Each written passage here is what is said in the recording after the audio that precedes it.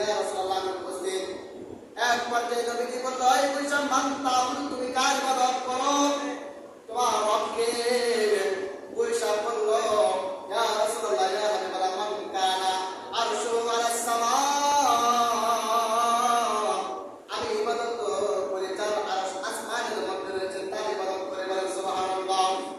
ওয়াফিল আরদি সুলতানুহু, বৈশাখের কথা, আমি ইবাদত করি জমিনের মধ্যে যার রাজত্ব, তার ইবাদত করি।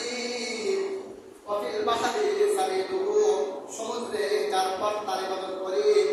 ফিল জান্নাতি রাহমাতুহু, জান্নাতের মধ্যে যার রহমত রয়েছে, তার ইবাদত করি। ওয়াফিন নারি কাবুহু, জাহান্নামে যার শাস্তি রয়েছে, তার ইবাদত করি। বলেন সুবহানাল্লাহ। এটা হলো বৈশাখের কথা। তারপরে নবীজি আবার জিজ্ঞাসা করলো, এই বৈশাখ আমি কে? মান আনা, আমি কে? মান আনা, আমি কে? বৈশাখ কে? নবীজি বলছে মান আনা, আমি কে? নবীজি বৈশাখকে লক্ষ্য করে বলতেছে